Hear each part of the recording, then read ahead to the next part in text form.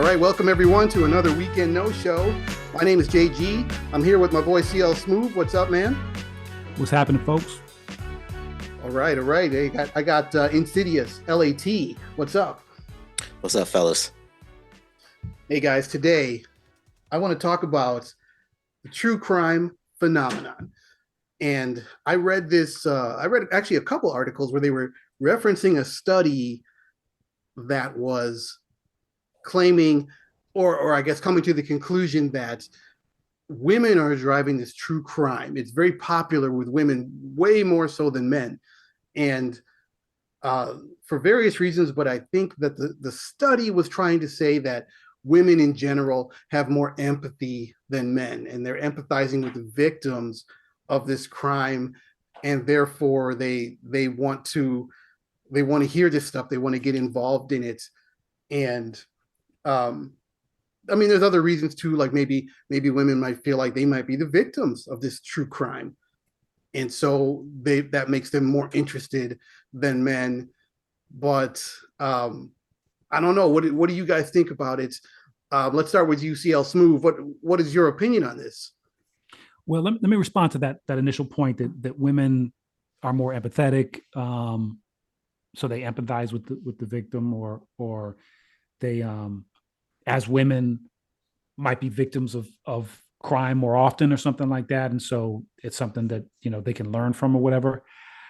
I think there's probably elements of truth in that, maybe a degree of truth in it, but my impression is that that's very far from being the primary motivation for why women specifically tend to gravitate towards this type of this genre. I think it comes down to simply, women like excitement and drama and romance, and we talked about romantic comedies previously. Movies and all those types of things resonate with women, and so the true crime gives them, even the dangerous, violent aspects of it, gives them a feeling of that drama and that excitement, right? A little bit of the fear, nervousness, anxiety, oh, that could happen to me type of stuff, without actually being in danger, right? Sure. And so I think that resonates with them, that pulls them in. And I read the same article about the empathy, and there was some reference to, like, well, women living in a patriarchal society, and the typical, like, all men are bad type of comment. They're likely to be in these types of situations, or could be, and so that's part of what drives them. Again, these things happen. They happen to women, to all people, but I think it's more the excitement of it that draws them. Would be my perspective on it. Okay. LAT, what do you think, man? So I regretfully did not read the article. My apologies, fellas. But I am familiar with the true crime genre as someone who is a huge fan of podcasts. I know that is a huge, very popular section of sort of the podcast community. True crime is always sort of top 10, whether it's I forget the one that really set it off, but it's not important. But I have some real problems with that whole genre, just because it, for me, it feels, I call it trauma porn. It's Yes. just like, yeah, it's just like, I don't need to hear this stuff. And, I guess, it's, it's, I guess it's not good, but you need to know about these things because, history repeats itself, blah, blah, blah, and all that stuff.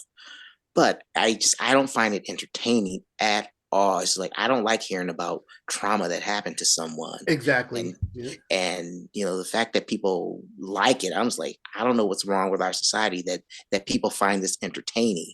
But I've always had a problem with it. It's just like, I don't find trauma entertaining.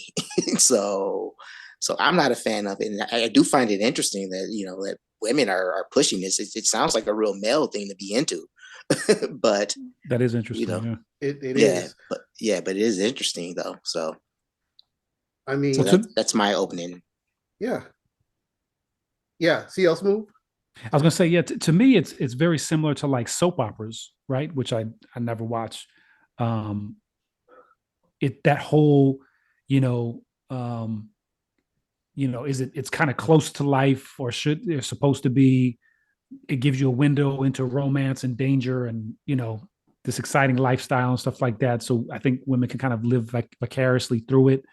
Um, so I think soap operas and true crime all kind of connect with that.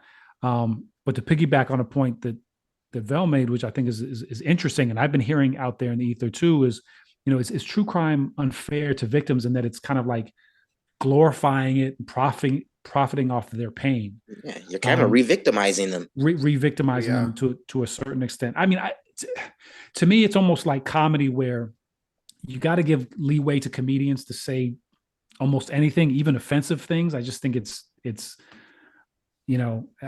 even if you don't like it, I think it's almost kind of cathartic for society. They need the right to say it. Yeah, they need the right to say it. And I guess it's funny, like a true crime podcast or whatever, I probably wouldn't listen to, but like I might watch a movie based on it. You know what I'm saying? So I think it's kind of I don't want to see people go through pain and stuff like that. So I don't know. I guess maybe we're all kind of taking part in the entertainment value of someone else's pain, and we can argue about, well, there's things to be learned from it or whatever. But I guess the one good thing that I do know about is, I don't know if you ever heard about that podcast. I don't know if the story was called Serial or the podcast was Serial. That's what I was. Serial is the podcast that I was trying to remember. That's the one that set it off. Right. I think that did set it off, didn't it? Yeah. Yeah, because that dude, I forget his name. He was accused of murder or something like that, but he was released like 20 years later, right? Recently. I think he was released because just in part because of the story that was told, and I don't know if they got more evidence or what, but it led to him being, freed, I guess unjustly in prison. So, I guess that's one good thing about it. Yeah. Yeah. I mean, when I was looking at these things, it really shocked me that the article said that it was because women had more empathy. And I really felt like, because I've seen things where people are calling out people for loving this true crime, and I've rarely heard anyone talk about it with empathy. A lot of times, and it's always really the women that I know that talk about it. They're always like, "Did you hear it? And he boiled her, and the skin came off. Did you see that? Did you hear it?" And I'm like, "No, I don't like to."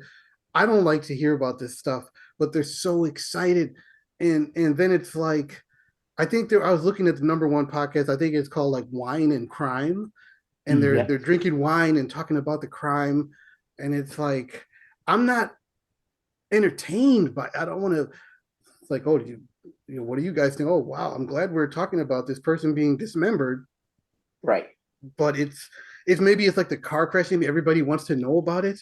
They want to know about it. And it's like gossip of what's happening to real people or what has happened to real people.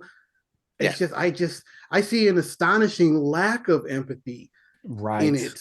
Right. Every time the people are talking about it and getting into it. And I don't like it because, like, as you guys are saying, it's like, I don't like to know that this actually happened to somebody. Like, look at the shows that a Banshee, look at how much violence happens on there. Boy, I'm sure glad that not really happening.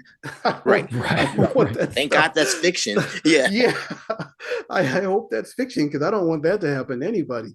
But I mean, I think that's why, I think I spoke before in another episode about, I just like watching these things where I know it's not real. And yes, it blew up, but I know that guy's actually fine because he's just an actor. But when it's true crime, that's an actor portraying somebody, and I have to understand that, wow, this really happened to somebody. Yeah. Well, I mean, I think I know the answer, but I'm going to ask the question anyway. Did either of you guys watch that I don't want to call it a biopic, but that Dahmer show that everyone was loving? No, I did not watch it. Like, why would? No, I have no interest in that, man. Yeah, we That already lived accident. through it anyway. I don't want to see it Exactly. again. Yeah. Exactly. And so I found it interesting that people were so into it. I'm like, those people, one, they probably didn't live through it. And and two, so I don't know why they're so fascinated about that and serial killers in general, but it's just like it's a weird thing. I was like, why is that so popular? Yeah. So It's kind of yeah. macabre, it's Yeah. a something. It definitely says something about our society where that is what is so popular. Yeah. Well, let me pick up on a point that you made about that the article made and that you reiterated, JG, is that maybe it's because women are so empathetic. Um, now, and I think you make the second point, which is a good one, is that okay, men also we love violence and all this other kind of stuff and gory stuff or whatever, but it's fiction for the most part, right? Yes, It's it's yes. it's, it's fiction, and so that's maybe it's still not great that we love so much violence, but we're not trying to experience it through people who have actually had those horrific things happen to them. I wonder if it's boy, we're going to get some hate for this, or I'm going to get some hate for this, but it's really more of a question: is that is this a bit of a shell game in that women aren't really that empathetic? That's what they're saying. That's they're trying to put it in more favorable terms, but is that women aren't empathetic? And if you look at kind of just like relationships between men and men and women in terms of friendships and stuff like that, there's the old trope, right? That we're boys and we'll say the most unkind and offensive things and make fun of each other to our faces, right? And we'll laugh about it and we'll go on and we'll be friends about it. But women will be super nice to each other in person, but talk all kinds of stuff about each other behind their back, right? And so I think there's I wonder if it's not empathy, but it's almost maybe a perverse type of excitement or joy at someone else's um, pain. I don't know how else to say it. Um, I, that I think that was something the article said, the study said that maybe women could feel some sort of if not outright pleasure, but relief in that victim wasn't them. right, but Hmm. you see how Yeah, they couch it. They say yeah, relief. Like who would want to be that victim? No one would want to be that victim. That doesn't yeah. make you empathetic, but they feel relief or pleasure in the fact that it wasn't them. But I think the other side of that coin is taking a little bit of pleasure in that, you know what I'm saying? Like someone else's downfall. I don't know. I mean, I'm not a psychologist or anything like that, but the whole kind of concept of, oh, they're so empathetic. And that's why it seemed to me like you're trying to dress something up, which is not really a favorable, That the you're study doesn't paint women exactly. favorably. If you really look at it Yeah, objectively is where I'm going with it. I think you're right in the sense that I felt like people were starting to notice that Right.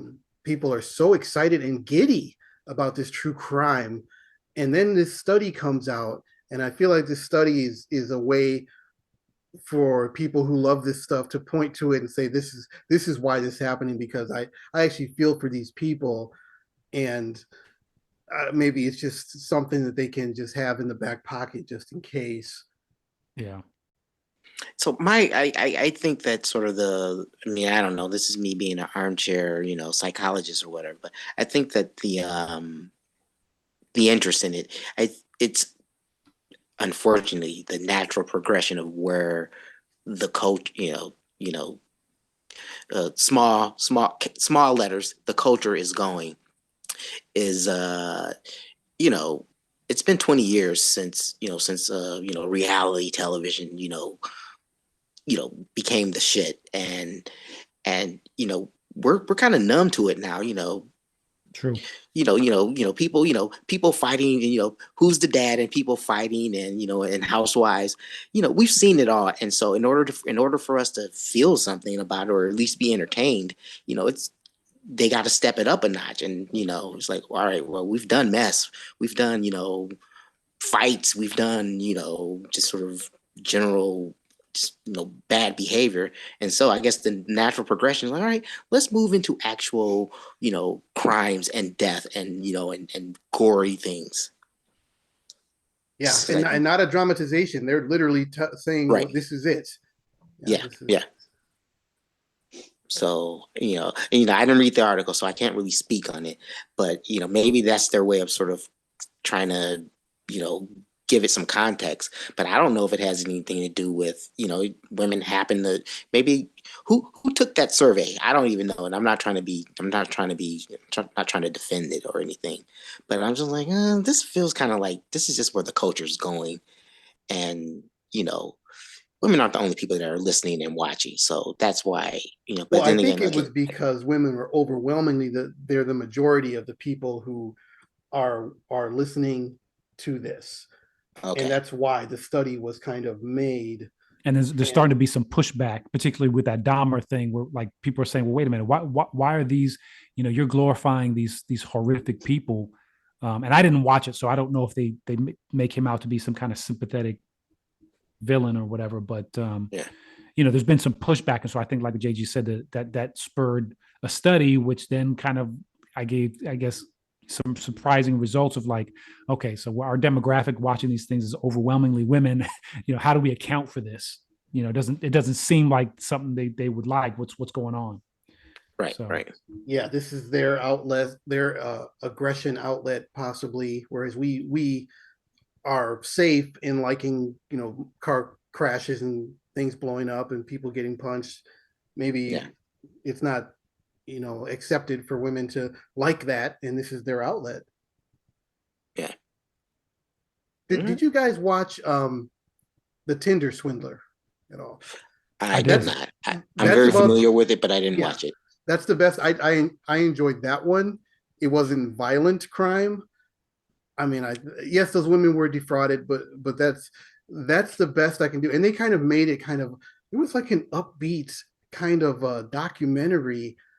And yes, he defrauded these women and stole from a lot of people. But I think that's the best I can do, is like to dip my toe into this. Well, JG, let me ask you about that. And I don't know if we want to do a whole nother kind of pod on that particular um, show or documentary, The Tinder Swindler. Yeah. And it's been a while since I watched it, so I may not have all the details. But I guess technically you can say he defrauded them in that he told them a story in order for them to give him money. Um, but they did that because he was handsome and they believed he was rich and that he ultimately was going to give them this lifestyle. And it just made me think, now this guy's not a sympathetic character, not type of dude. I'm not trying to promote him or that activity in any way, shape, or form. But I'm just kind of looking at the double standard of it, where how many stories do we know, either personal experience or through our networks, of women who are taking advantage of the situation in terms of the guy they're dating, whether because he's wealthy or has status or a network or whatever that they're benefiting off. And they, how many times do they tell a story about what they need or whatever financially and material goods and things like that? But that's not considered fraud. I'm not saying what he did was right. And You know what I'm actually, I saying? don't think that he went to prison, but not for what he did to those women from the documentary. And I think we should talk about that one. We should save that for another one. But Okay. but Yeah. I think there's some leeway there to get into the specifics of what happened. I think it boiled down to, hey, you're my friend, right? Lend me some money. I don't know if that's not technically defrauding. I don't think.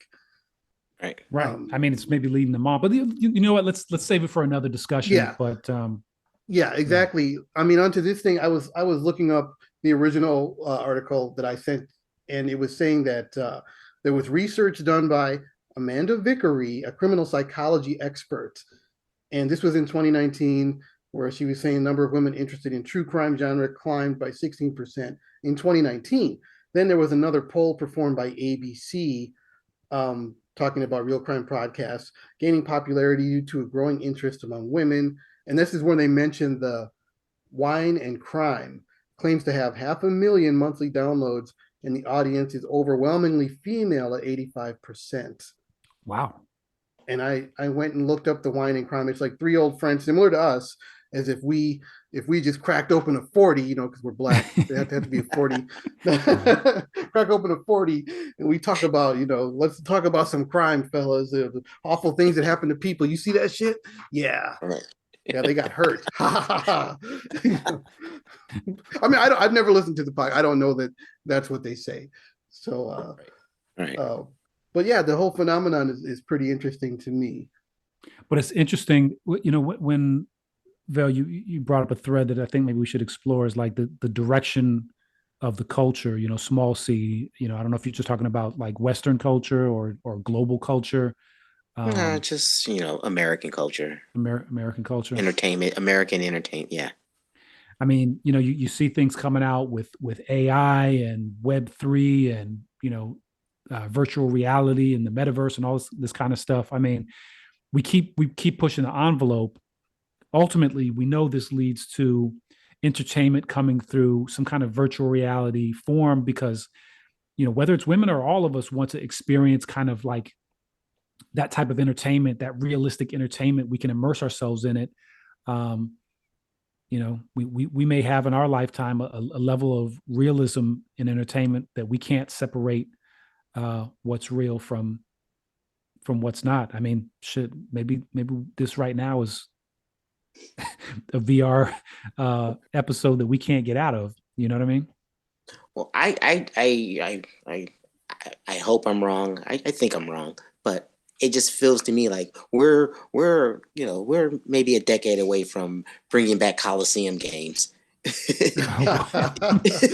Where it's like, let's throw somebody in a pit with a lion and see what happens. Yeah, it feels like that's where the culture's going. As far as it might be like, concerned. hey, you want us to wipe out this student loan debt? You survive 5 minutes with the lion, and your debt is cleared, and it'll be televised, be downloadable on YouTube.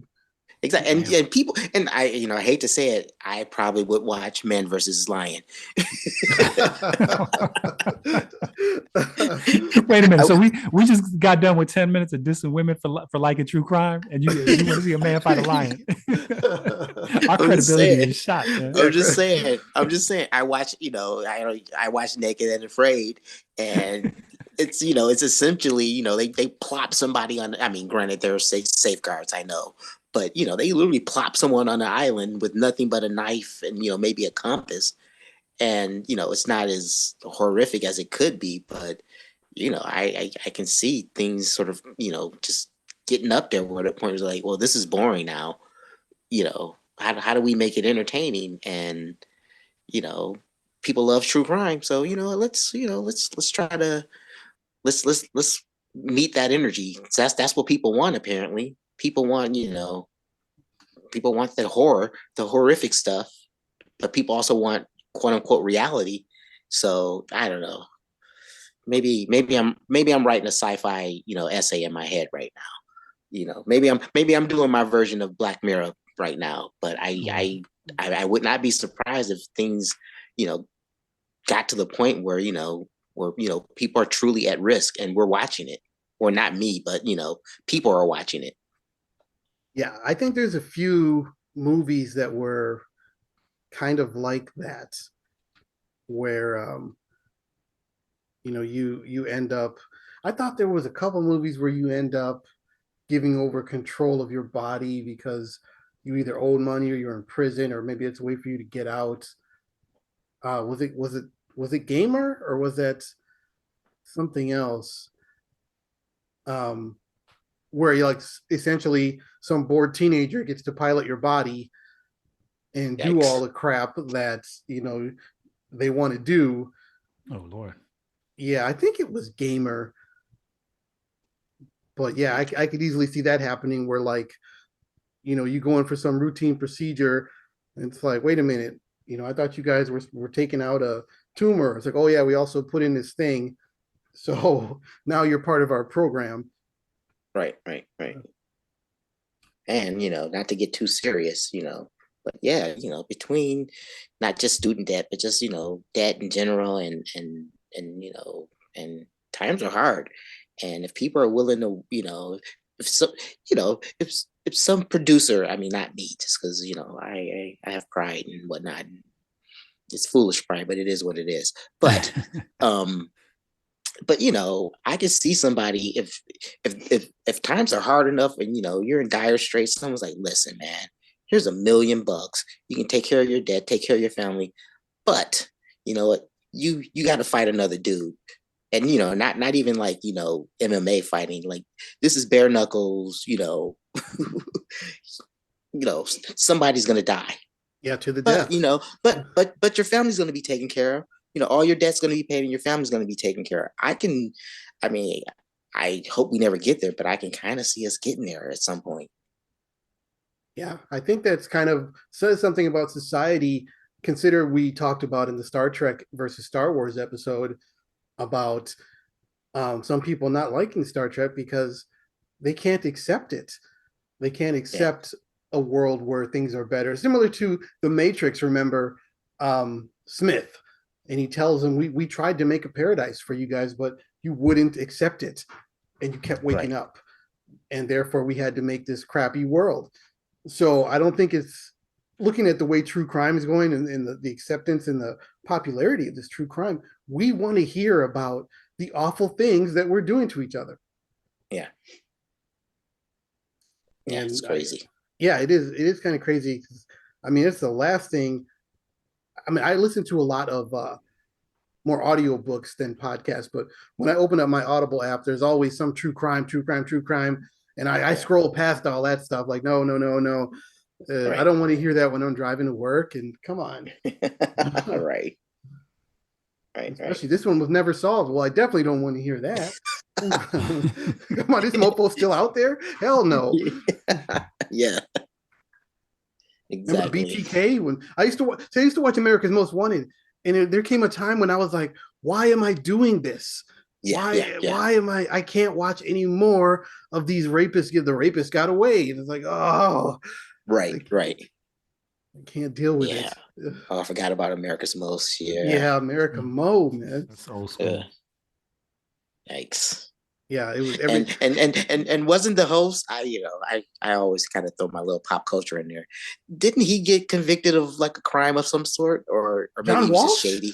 Yeah. No, no way. What? No, his son was kidnapped. That's how this whole thing started, right? Well, yeah. That's how. But I think. Well, actually, maybe it wasn't not a true true crime, but didn't he get caught with like an underage or underage chick or something like along those Really? lines? Oh, Oh damn. wow, I didn't And know I that, don't. man. don't quote me on this. I'll have to look it up. But I know part of the reason why he ultimately left is that he got into some legal trouble of his own. Oh wow. Okay, I did not Yeah, know that. Not John Walsh, mhm. man. Come Yeah, on. exactly, exactly. He was I, like, I know all about this. I know how to get away. I've been reporting on people getting away for well over a decade, 2 decades. I just remember he would always be like, unbelievably, a judge let him go on Right, bail, and he escaped. right, Well, no, right. that's terrible. That's terrible Yeah, news. yeah. Terrible. So John Wash's people, like I said, I'm not sure. I might be confusing you for someone else, but I'll double check and next podcast I'll confirm. Yeah, do your own research, people. Yes, Now yes. now we're telling people do your own research. Oh Right, boy, I exactly. never thought Yeah, we'd exactly. come to Yeah, that. don't quote me because I ain't said shit. Oh wow. But you know what though? We're kind of coming to the end here. I think that I think that it's not like there's an answer.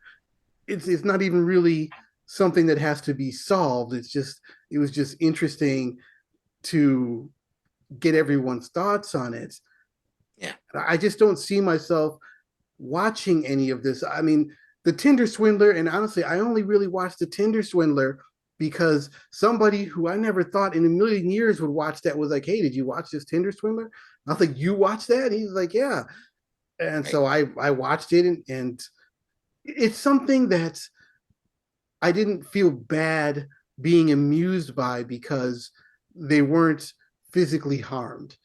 Right, And right. yeah, they were still, yes, they lost a lot of money. they lost a lot, but you can recover from that. You can't recover from, being mutilated or something. This was something that was in the scheme of things. I mean, it could have gone a lot worse. So I think somebody like me, I don't see myself ever jumping on the true crime bandwagon. I mean, what about you, Smooth? What do you think? No, I mean, I think it would have to be a story where, like, I think with the whole serial thing, the whole thing about that was that there were some real questions about the legitimacy of the case against this guy, right? And obviously it got thrown out. So there was still a mystery at heart. And so something like that would interest me. Like, okay, was a person wronged here? And are we still trying to figure it out? Like that has some appeal to me, but just like the Dahmer case, like we know what happened and we know who did it. Ain't no mystery there. I'm not interested. You know what I'm saying? Keep that dude under the jail. I'm not interested. So, yeah. What about you, LAT? Yeah, not hard pass. I'm good. I'm good on true crime. There's enough true crime in my real life that I'm not going to it for information. You're not committing it though, right? Yeah. I'm not. No, I'm not committing it. I'm not committing it. Not at all. But I don't find it interesting in real life, and so I'm definitely not going to find it interesting in my entertainment choices. Okay. All right. So there you have it. Another weekend no show where we tell you what to think. So true crime, just forget it.